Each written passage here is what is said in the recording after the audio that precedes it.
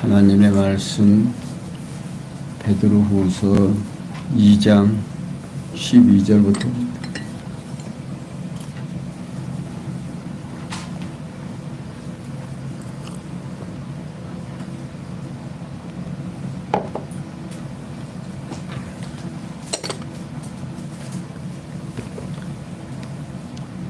찾으신 줄 알고 함께 봅니다.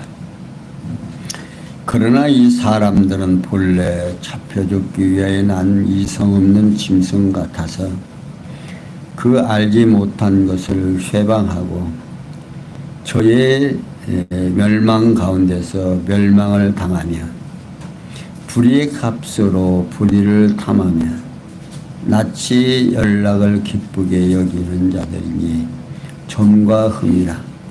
저희와 함께 연희할 때에 저의 간사한 가운데 연락하며 음심이 가득한 걸 가지고 범죄하기를 쉬지 아니하고 굳세지 못한 영혼들을 유혹하며 탐욕에 연단된 마음을 가진 자들이니 저주의 자식이라. 아멘. 14절까지. 우리는 지금 계속해서 야고보서에서부터 베드로후서까지 결국 세속주의에 대한 배격을 하기 위해서 세상에 사는 우리 지상의 교회가 무엇을 염려하고 무엇을 배격해야 하는가 하는 것을 우리에게 전달해 줍니다. 그러니까 하나님께서 무조건 이래라 저래라 하는 것이 아니라 그 이유를 우리에게 자세히 설명을 해 주시고 왜 그렇게 해야 되는가 하는 것을 알게 합니다. 그러니까 우리 믿는 성도들에게는 하나님께서 항상 함께 하셔서 우리로 하여금 하나님의 자녀답게 살아갈 수 있도록 역사하신다 그 말입니다. 그런데 지금 2장 12절에서부터 22절까지는 불의의 실상을 알려줍니다. 불의라고 하는 것이 어떤 모양과 어떤 행동이 불의를 하는 것인가. 우리는 지금 잘 모르잖아요. 이제 불의하다 그러면 일반적으로 우리는 어떤 것이 불의한 거냐 모르지만 성경에서는 자세하게 불의한 것이 무엇인가를 우리에게 전달해 줍니다. 그러니까 오늘 우리가 하나님의 말씀을 들으면 들은 얘기 또 듣고 들은 몇십 년 이렇게 신앙생활 하다 보면 또 듣고 또 듣고 합니다. 근데 그 말씀이 이렇게 잊어버려요. 그러니까 하나님의 말씀을 다시 들으면 지난 시간에 들었던 알고 있었던 것이 다시 생각나서 그 생각난 삶이 나로 하여금 하나님의 뜻에 합당하게 살아갈 수 있도록 역사하신다 그 말입니다.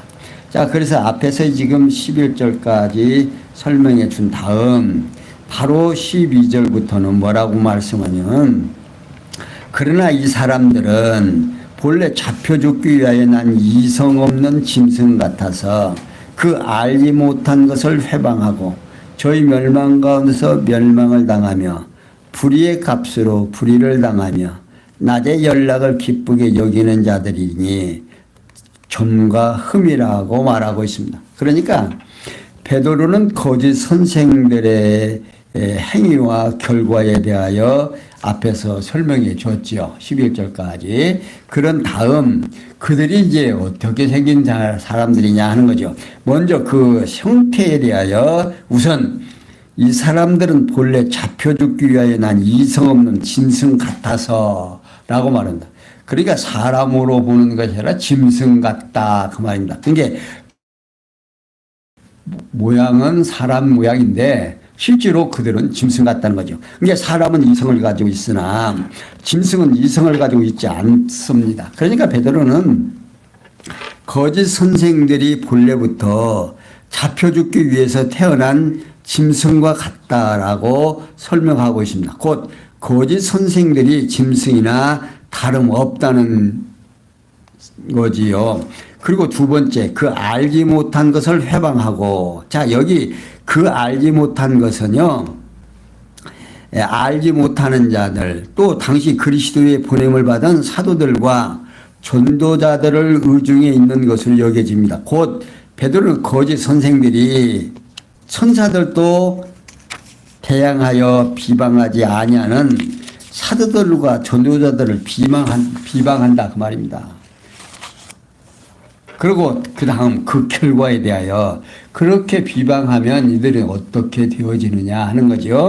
그 결과는 첫째, 저희 멸망 가운데서 멸망을 당하며, 자, 이는 로마 제국이 예루살렘을 파괴하는 것에 의해서 거짓 선생들이 멸망당할 거라는 것으로 뜻으로 말하고 있습니다. 그러니까 두 번째, 불의의 값으로 불의를 당하며, 자, 곧 옳지 못한 행동에 대한 대가로 해를 입게 된다 그 말입니다.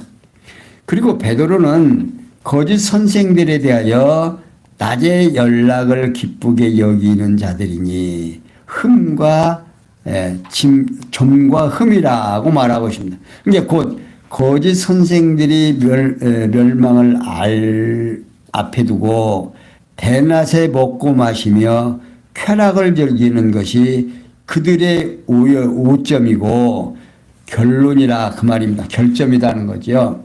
그러면서 그는 너희와 함께 연휴할 때에 저희 간사한 가운데 연락에 음심이 가득한 눈을 가지고 범죄하기를 쉬지 아니하고 굳세지 못한 영혼들을 유혹하며 탐욕에 연단된 마음을 가진 자들이니 저주의 자식이라. 베드로는 거짓 선생들을 품성에 대하여 설명을 하는데, 첫째, 너희와 함께 연휴할 때에 저희 간사한 가운데 연락하며. 자, 이런 성도가 함께 모여서 애찬을 나눌 때에 거짓 선생들이 속이고 애찬에 참여한다는 뜻으로 지금 이해를 하면 되겠습니다. 그러니까 두 번째, 음심이 가득한 눈을 가지고 범죄하기를 쉬지 아니하고, 자, 음탕한 마음이 가득한 눈으로 성도를 유혹하는 행위를 그치지 않는다는 거지요. 그리고 세 번째, 굳세지 못한 영혼들을 유혹하며, 자, 이는 성숙하지 못한 연약한 성도를 거짓 선생들이 유혹한다는 것입니다. 그러면서 네 번째, 탐욕에 연단된 마음을 가진 자들이니, 다시 말하면 거짓 선생들이 탐욕스러운 욕망에 단련되어진 탐심을 소유한 자들이라는 그 말입니다. 따라서 결국 저주의 자식이라고 말하고 있어요. 곧 하나님의 저주가 임할 자식이라는 뜻이죠. 이렇게 성령께서는 우리로 하여금 멸망받을 자들의 형태를 이렇게 보여주고, 우리가 알고 있는 예수 그리스도가 우리를 구속해 주신 주라고 하는 사실을 확실하게 알게 해주시는 겁니다. 그러니까 이렇게 일러주지 아니하면 우리가 분별력이 없죠. 어떻게 해야 구원을 얻고 우리가 예수를 믿는 성도들이 어떤 행동을 해야 되는가를 모르게 된다 그 말입니다. 그런데 이렇게 자세하게 설명해 주고 있어요. 자, 그러면서 15절에서 16절에 불의한 싹을 사랑하다가 책망들은 발람의 신뢰를 소개합니다. 자, 15절, 저희가 바른 길을 떠나 미혹하여 부오르 아들 발람의 길을 쫓는도다. 그는 불의의 싹을 사랑하다가 자기의 불법을 인하여 책망을 받되 말 못하는 나귀가 사람의 소리로 말하여 이 선지자의 미친 것을 금지하였노라. 자, 베드로 사도는요, 계속해서 저희가 바른 길을 떠나 미혹하여 부호로 아들 발람의 길을 쫓는도다 라고 말하고 있어요. 그러니까 베드로 사도는 민수기 22장에 나타나는 발람의 사건을 신뢰로 듭니다. 그러니까 거짓 선지자들의 행태를 지적하는 거죠. 그러니까 이 거짓 교사들은 어떤 자들이냐면 그 발람이 이스라엘 백성들이 애굽에서 나와서 하나님이 명령하는 가나안 땅으로 갈 때 참 이 가나안 땅으로 가는 이스라엘 백성들의 수요가 얼마나 많습니까? 그러니까 이들이 지나가는 데는 그냥 결국에 반대하면 어때요? 쑥대밭이 되죠. 그리고 그들이 행하는데 잘못 건드리면 문제가 생기는 걸 알아요. 그러니까 이제 이 거짓 선지자를 불러서 그들을 저주하라고 그러죠. 근데 하나님께서 하나님 물어본다고 하고서는 그들을 이렇게 객방에 있게 하고 하나님 앞에 밤에 물어보니까 너는 가지도 말고 그들을 배격하라고 했는데 이 사람들이 엄청난 권력을 가진 사람들과 또 뭡니까?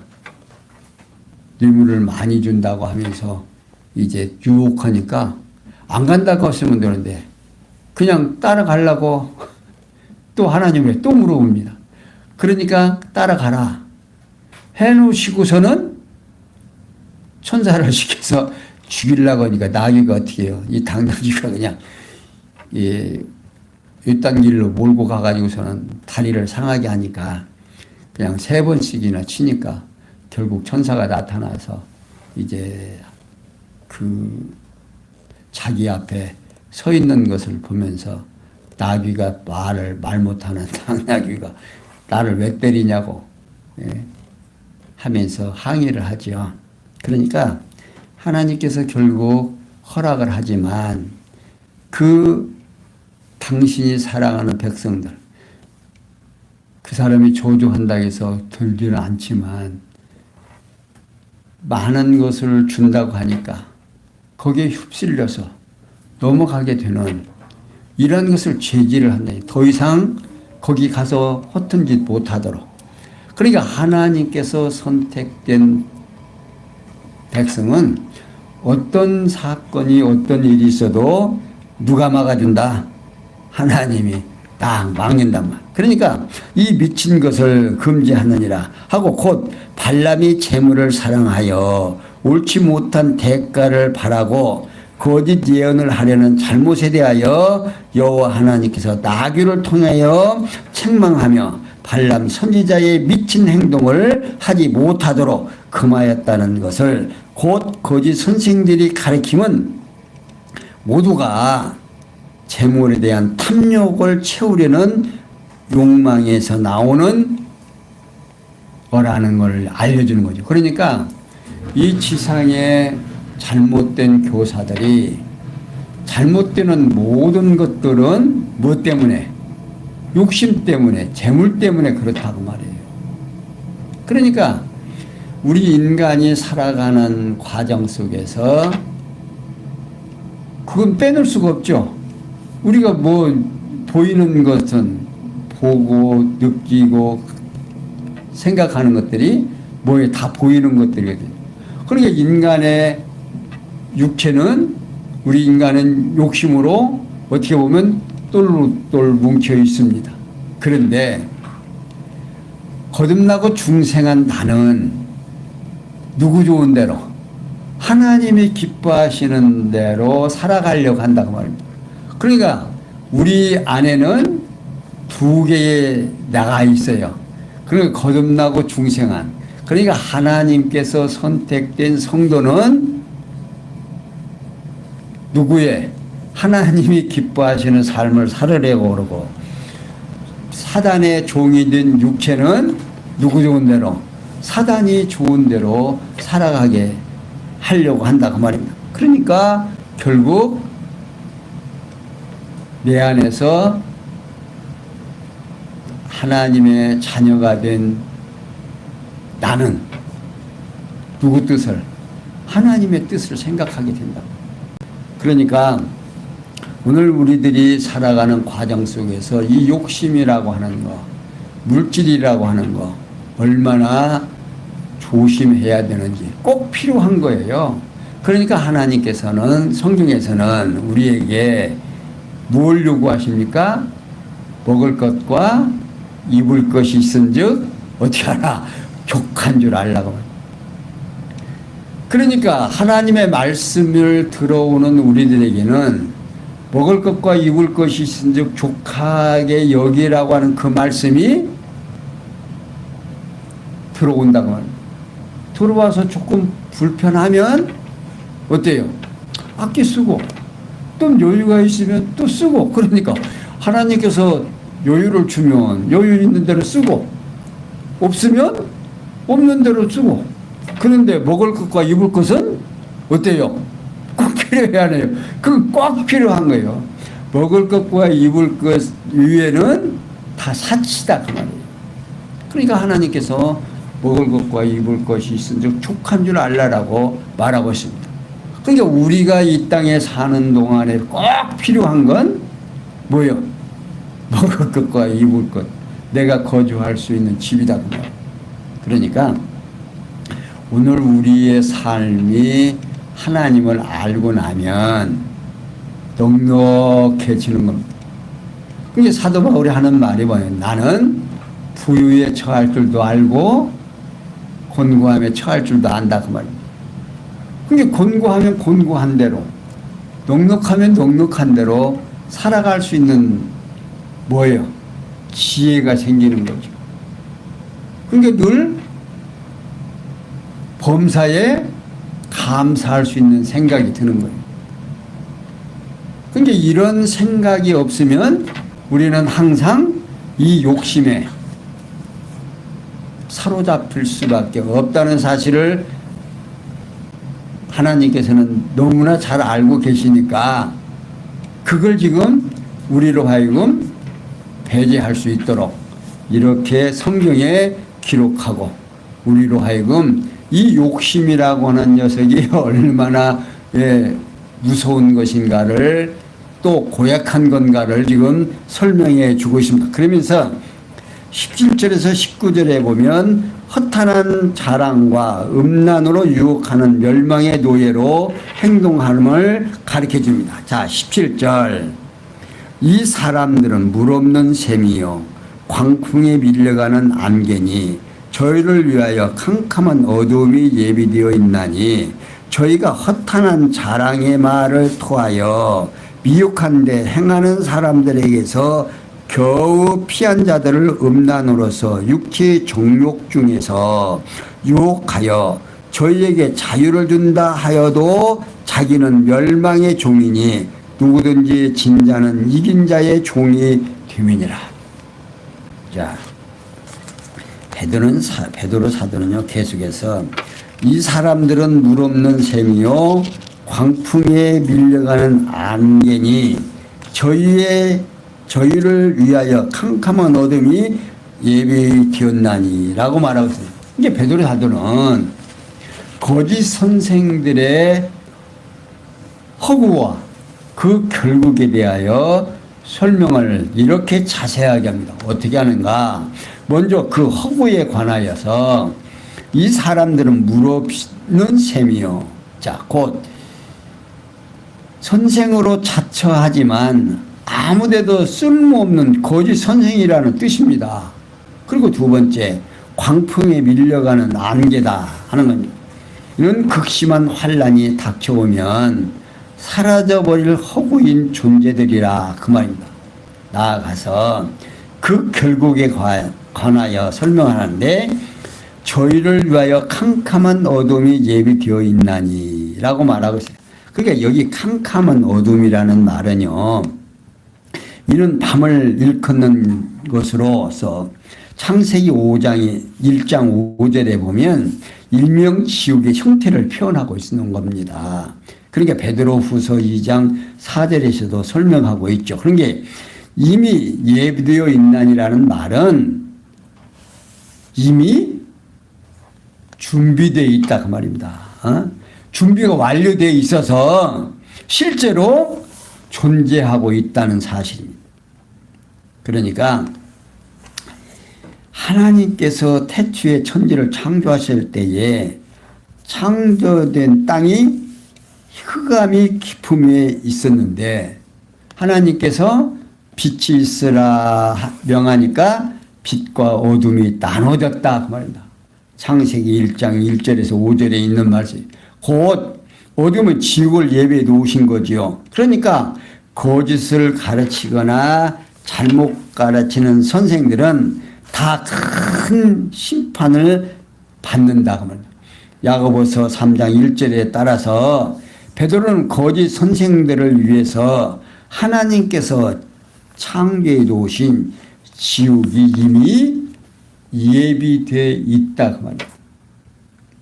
그런데 베드로는 저희가 허탄한 자랑의 말을 토하여 미혹한 데 행하는 사람들에게서 겨우 피한 자를 음란으로서 육체의 정욕 중에서 유혹하여 저에게 자유를 준다 하여도 자기는 멸망의 종이니 누구든지 진자는 이긴 자의 종이 됨이라고 말하고 있습니다. 자, 여기에 따라서 이 본문의 앞의 내용이 이유로 이해되는 말인데 무슨 말이냐면 베드로 사도는 거짓 선생들을 위해서 지옥이 예비되어 있는 이유에 관하여 설명을 한다. 먼저 그 이유 중에 그대로 가르침이 되어 첫째, 저희가 허탄한 자랑의 말을 토하여 허탄한 자랑, 아무 쓸모없는 거다며.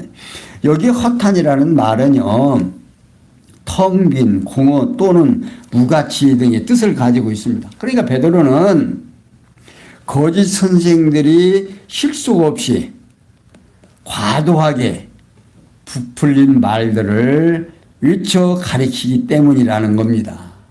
그러니까 이 교사가 강대상에서 이상한 소리들을 하면 결국 어떻게 돼요? 여러분들 천배만배라고 하는 용어들을 많이 듣지요. 정말 저희 어린 신앙 생활을 할 때도 그런 소리면 유혹된다 그 말이에요. 아, 내가 11주를 만약에 되면 천배만배 주면 돈이 어떻게 되는 거예요. 근데 사실 우리가 이제 농사를 지어보면 사실 천배만배라는 그 말이요, 허탄한 말이 아니에요. 정말 나락 한나를 심으면 거기서 이렇게 가지를 치는데, 새끼를 치는데 한 4-5개씩 쳐요. 그래서 한 번 심을 때 5-6개를 심어가지고 그 포기가 15개 되면 말하자면 잘 된 거예요. 그러니까 하나를 심어서 이제 5개를 심어가지고 5개씩 불어나면 뭐예요? 이제 여러 포기가 나오는데 그 중에서 한 포기 심어서 한 번 심어갖고 15개나 이 한 포기가 되면 족하다 그 말입니다. 그런데 그 녀석이 얼마를 넣었냐면 한 나무에 적어도 100개씩은 열려요. 요즘은 이제 다수학 종자 하면은 한 140개 여는 게 있어요. 그러니까 120개 열리면 평작이고 150개, 40개 붙으면 아주 풍년되는 거예요. 그러니까 내 농사를 지으면서 논에 가서 이렇게 알레기를 씌워봐 갖고 포기수를 씌워서 이렇게 계산해 보면 그냥 나오는 거죠. 그런데 상상을 해보면 엄청나는 거예요. 고추나무 하나 심으면요, 그 고추나무 한 나무에서 얼마나 열는지 말도 못해. 이렇게 하나님이 퍼주어도 모자란다고 그러죠. 그러니까 정말 하나님께서는 그렇게 땅에다가 심어서 천배만배 곡식을 거두는 건 좋지만 현금으로 천배만배 주는 일은 별로 그렇게 많지 않아요. 물론 그런 사람도 있을 수도 있어요. 그러나 이 거짓 선생들은 과도하게 실속이 없이 말을 해서 성도들로 하여금 미혹하게 한다. 그러면서 두 번째, 미혹한데 행하는 사람들에게 겨우 피한 자들이라 하는데 바른 성경에서는 이를 잘못된 생활을 하는 자들에게서 간신히 피해 나온 자를 들로 번역이 되었습니다. 다시 말하면 타락한 생활을 하는 자들 가운데서 겨우 벗어나서 믿음으로 살라고 어떻게 좀 바뀌었는데 이들이 거짓 선생들을 만나가지고 아주 그쪽에 다 넘어간다 그 말입니다. 그러니까 그러면서 세 번째, 음란으로서 육체의 정욕 중에서 유혹하여, 자 이는 거짓 선생들이 미숙한 성도를 음란한 행위로서 육체의 정욕을 부추겨서 유혹하기 때문이다 그 말입니다. 그러면서 네 번째, 저희에게 자유를 준다 하여도, 자 여기 거짓 선생들이 미숙한 성도에게 신앙의 자유를 누리게 준다면서 거짓으로 유혹하기 때문이다 그 말입니다. 그리고 그 이유 중에 그 신분과 관련해서는 그러면 그 거짓 선생들의 신분은 어떤 신분이냐 하는 거죠. 자기는 멸망의 종이니 누구든지 진 자는 이긴 자의 종이 됨이라고 말하고 있습니다. 그러니까 따라서 본문 후반부가 전반부 문장 내용의 이유로 이해되는데 베드로는 거짓 선생들이 멸망의 종이라고 하면서 그 예를 듭니다. 그 이유를 밝혀주는데 곧 누구든지 진 자는 이긴 자의 종이 되기 때문이라는 거예요. 왜냐하면 이는 거짓 선생들이 죄를 범하면 교회 권세에게 패하여 교회 종노릇을 하고 있기 때문이다 그 말입니다. 근데 이 거짓 선생들이 자기가 하는 것이 아니라 거짓의 종이 돼서 결국에 그 종으로서의 일을 한다 그 말입니다. 그러니까 결국 거짓 선생들은 죄의 권세에 패하여 죄의 종노릇을 하고 있다는 자들이기 때문에 캄캄하고 어두운 지옥에 예비되어 있다 그 말입니다.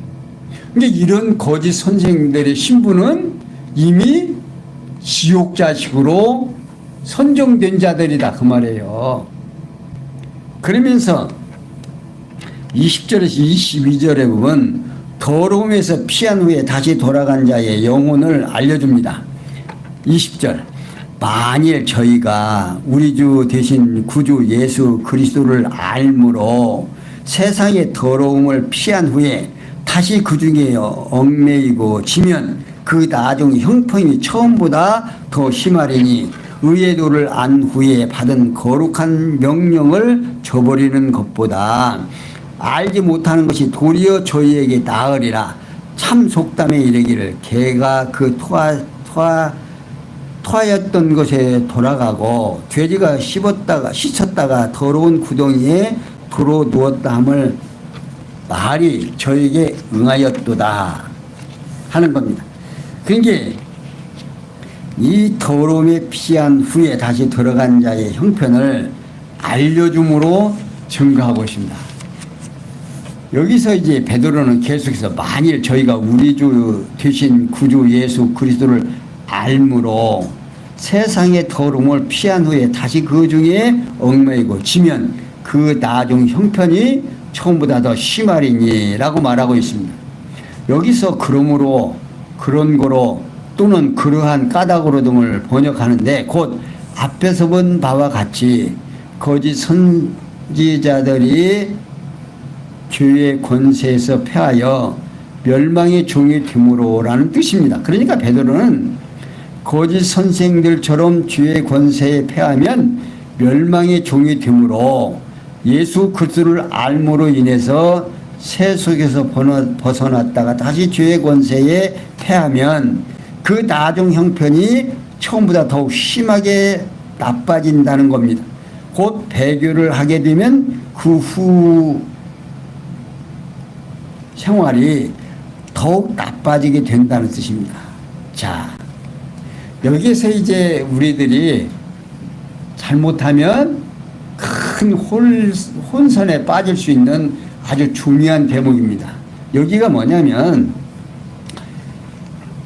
구원 택함 받은 성도도 지금 그들에게 흡실려 빠져가면 무슨 어떻다는 거예요.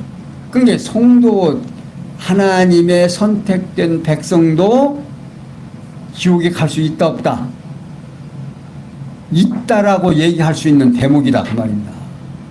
이게 여기를 잘못 해석을 하고 잘못 이해를 하게 되면 아하 예수 믿다가 어디 갈 수도 있겠구나, 지옥 갈 수도 있겠구나 하는 쪽으로 해석할 수 있는 아주 함정입니다. 여기가. 그러면서 베드로는 의의 도를 안 후에 받은 거룩한 명령을 저버리는 것보다 알지 못하는 것이 도리어 저에게 나으리라고 말하고 있습니다. 그러니까 바른 성경에서는 이를 의의 길을 알면서도 자신들에게 전해진 거룩한 명령을 저버리는 것보다 차라리 알지 못했던 것이 나았을 것이다 라고 번역이 되어 있습니다. 그러므로 그런 거로 또는 그러한 까닭으로 등으로 번역되는 내용이죠. 그리고 거룩한 명령은요, 불의한 행위를 버리고 거룩한 생활을 하라는 하나님의 명령을 말하고 있는 겁니다. 그러니까 베드로는 배교하면 더욱 나빠지므로, 자, 누가복음 11장 24절 26절을 참조하시면 되겠습니다. 거룩하게 사는 길을 알면서도 거룩하게 살라는 하나님의 명령을 저버리는 배교를 하는 것보다 애초당초부터 거룩하게 사는 길을 알지 못했던 것이 그 자신들에게 더 나았을 거라는 뜻으로 지금 말하고 있는 거예요. 이는 한 번 예수 그리스도를 믿고 구원을 얻은 자가 멸망할 수 있다는 가변성을 말하는 것이 아닙니다. 오히려 멸망의 대상은 분명하게 정해져 있다는 것을 말하려고 하는 거예요. 이에 대하여 예수께서는 어떻게 일찍이 비유로 말씀하실 때 어디를 말하잖아요. 농부가 씨를 뿌릴 때 씨앗이 농부가 뿌리면 길가에도 떨어지고 풀밭에도 가시밭에도 떨어지고 옥토밭에도 떨어지고 하는데 결실은 어디만 떨어진 것이 결실할 수 있다? 옥토밭에 떨어진 것만 결실할 수 있다 그 말입니다. 마태복음 13장 11절에서 23절에 잘 말씀해 주고 있죠. 이러한 비유에 해당하는 자들은 애당초 멸망하도록 예정된 자들이라 그 말입니다. 그러니까 귀신이 나갔다가 가만히 보니까 옛날 집이 생각나니까 돌아가 보니까 어때요? 청소가 깨끗해 되니까 가가지고 저보다 강한 7 친구들을 데리고 가가지고 그를 괴롭히게 되니까 무엇보다 어땠다? 처음보다 더 고약해졌다 하는 것이 지금 마태복음 13장 1절에서 23절까지 쭉 설명이 되어 있습니다. 자, 이러니까 애초당초 그 사람은 그냥 몰랐더라면 그냥 사단이 그냥 적당히 살아가는데 되는데 저보다 더 강한 7 귀신을 데리고 들어갔으니 얼마나 그 삶이 어렵겠습니까? 그러니까 이렇게 베드로는 그걸 지금 설명을 하면서 베드로는 참 속담에 이르기를 개가 그 토하였던 것들이 돌아가고 돼지가 씻었다가 더러운 구덩이에 도로 누웠다 하는 말이 저에게 응하였다 하는 겁니다. 그런 게 베드로는 앞서서 설명한 배교에 대한 속담을 소개를 하면서 첫째 참 속담에 이르기를 걔가 그 토하였던 것에 돌아가고 자 솔로몬이 잠언 내용을 인용을 합니다. 잠언 26장 11절에 있는 말씀을 인용하죠. 그리고 배교자는 이성 없는 짐승과 같이 하서 마음에서 나오는 더러운 것을 다시 마음에 품고 산다는 뜻입니다. 그러니까 하나님께서 선택된 백성들을 하나님이 붙들어 주지 아니하면 어디로 간다? 본래 있던 자리로 가버리게 된다 그 말이에요. 그러니까 하나님께서 한번 선택된 백성, 하나님의 백성들은 도와준다 안 도와준다? 안 도와준다. 한번 하나님의 자녀가 된 백성들은 누구 자식이다? 자, 구약에서도 그러죠. 하나님께서 내가 나를 위하여 누구를 선택했어요? 아브라함을 선택하고 그 아브라함의 후손 중에서도 또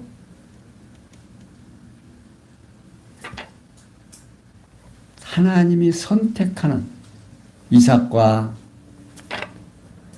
야곱을 선택해서 야곱의 12 아들들을 통해서 당신이 사랑하는 백성으로 이끌어 가신다는 거예요. 응? 누구가 좋아서 내가 나를 위하여 선택했다고 말합니다. 그러니까 하나님께서 한번 선택된 백성들은 놓친다 안 놓친다? 안 놓아준다고 말합니다. 그러니까 구약에서 계속해서 어떻게 해요? 너희들이 내 말을 안 들으니까 어떻게 한다? 매를 때린다 하는 이야기를 톤의 이사에서부터 말라기서까지 계속해서 선지자들을 보내서 책망하고 또 얘기해주고 또 얘기해주고. 그러니까 오늘 신약교회에서는 우리로 하여금 이렇게 세속주의에서 살고 거짓 선생들이 어떻게 되어져 가는지 어떠한 모습인지 우리에게 이렇게 자세하게 지금 설명해 준 거예요. 그러니까 오늘 우리 성도님들은 하나님의 말씀을 듣고 앞에서 지도자가 누구를 전해야 돼요? 예수가 누구다? 그리스도다. 하나님은 여호와시다. 이제 하나님은 한번 약속하면 변함이 없으신 분이고 예수는 우리를 위하여 하나님께서 예정된 선택된 백성들을 구속하기 위하여 이 땅에 보내줘서 우리를 대신해서 십자가에 죽어주시고 우리의 교회의 머리가 되셔서 우리로 하여금 당신의 지체가 되게 해주셨다. 그러니까 지체는 팔에 좀 더러운 거 묻으면 어떻게 해요? 희석버리면 끝난다고 말입니다. 그러니까 오늘 우리 성도님들은 하나님께서 당신의 백성으로 삼아주시고 그러니까 강단에서는 계속해서 누구를 전달이 돼야 돼요? 하나님과 예수 그리스도가 전달이 돼야 돼요. 그러니까 공연히 성도들로 하여금 욕심이 불어나게 하고 마음이 붕 뜨게 하고 허황된 생각을 하게 하고 어때요? 자기 욕심에 그냥 얽매이게 하는 모습으로 전달이 되면 뭐 해라? 뭐 하라는 거예요? 하나님의 말씀으로 인해서 경계해야 된다 그 말이에요. 우리가 늘 듣는 소리지만 내면 복 받는다라고 하는 이 내용들은 우리가 귀가 닳도록 듣는 소리예요.